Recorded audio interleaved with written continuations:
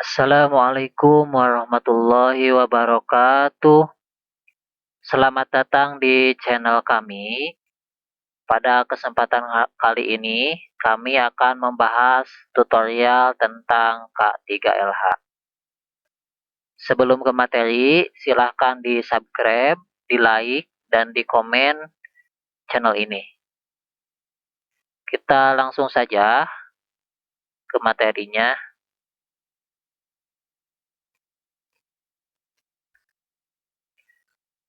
K3LH yaitu kesehatan dan keselamatan kerja dan lingkungan hidup.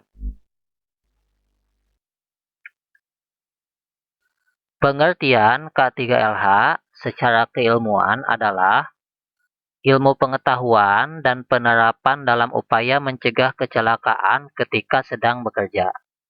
Secara filosofi, K3LH diartikan sebagai upaya atau pemikiran untuk menjamin keutuhan dan kemampuan jasmani serta rohani ketika sedang bekerja.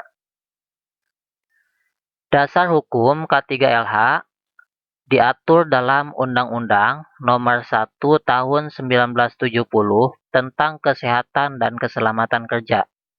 Yang diatur dalam undang-undang tersebut adalah segala tempat kerja, baik di darat, tanah, air, permukaan air, dan udara yang berada di wilayah kekuasaan hukum Republik Indonesia.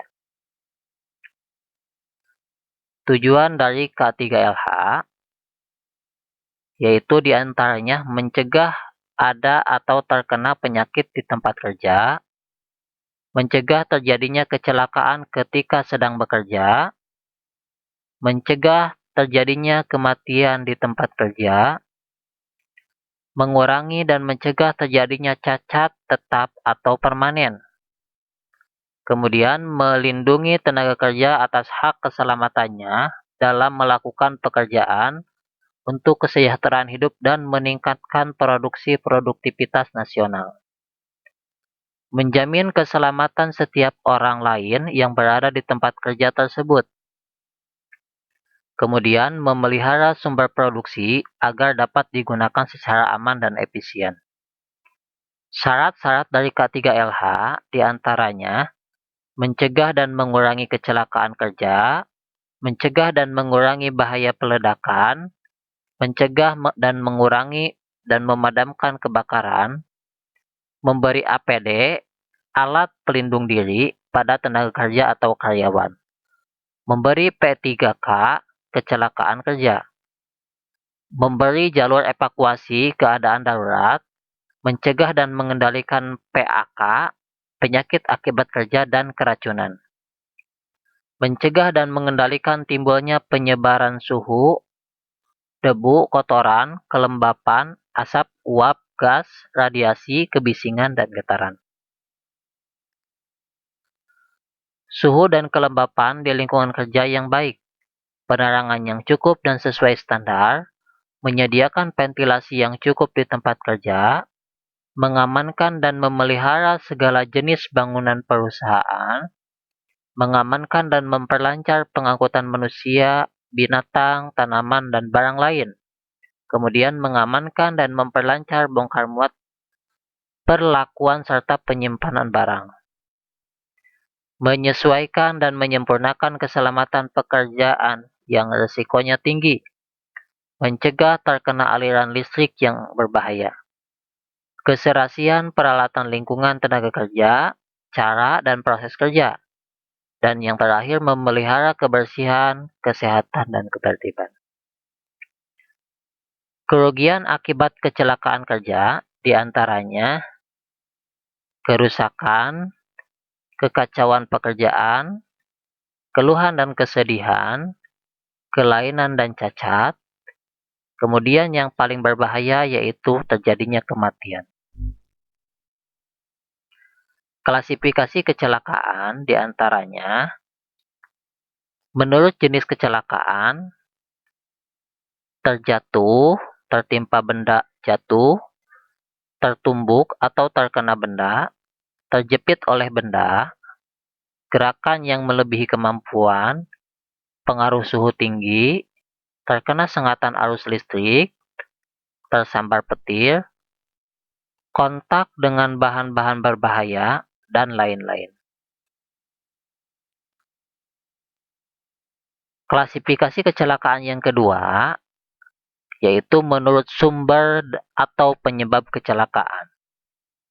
Bisa dari mesin, kemudian alat angkut dan alat angkat, dari bahan zat berbahaya dan radiasi, kemudian dari lingkungan kerja. Klasifikasi kecelakaan yang ketiga, yaitu menurut sifat luka atau kelainan. Di antaranya patah tulang, memar, gegar otak, luka bakar, keracunan, keracunan mendadak, akibat cuaca, dan sebagainya. Pencegahan kecelakaan dapat dihindari dengan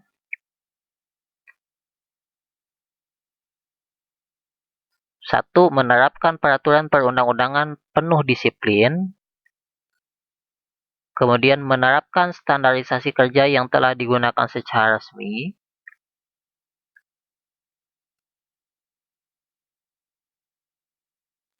yang ketiga, melakukan pengawasan dengan baik. Yang keempat, memasang tanda-tanda peringatan. Yang kelima, melakukan pendidikan dan penyuluhan kepada masyarakat. Penanggulangan kecelakaan, diantaranya penanggulangan kebakaran, kemudian penanggulangan kebakaran akibat instalasi listrik dan petir, penanggulangan kecelakaan di dalam lift, penanggulangan kecelakaan terhadap zat berbahaya. Kita hanya akan membahas tentang penanggulangan kebakaran.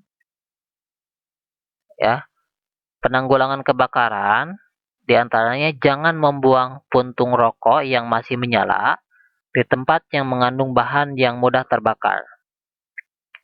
Hindarkan sumber-sumber menyala di tempat terbuka. Alat pemadam kebakaran yang tetap terpasang tetap. Di antaranya, pemancar air otomatis, pompa air, pipa-pipa dan selang untuk aliran air, alat pemadam kebakaran dengan bahan kering CO2 atau busa.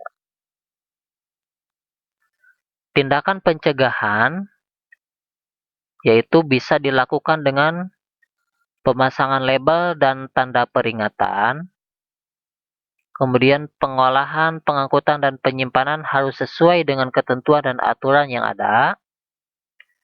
Kemudian simpanlah bahan-bahan berbahaya di tempat yang memenuhi syarat keamanan bagi penyimpanan bahan tersebut.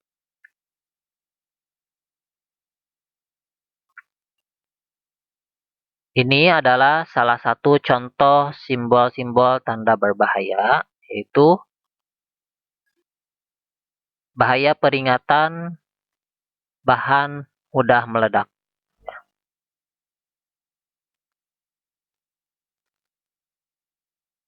Bentuk dan warna untuk simbol keselamatan, di antaranya warna merah yaitu untuk larangan, warna kuning yaitu untuk peringatan hati-hati, warna hijau yaitu untuk darurat atau pertolongan pertama, warna biru yaitu anjuran atau petunjuk dan pengarah.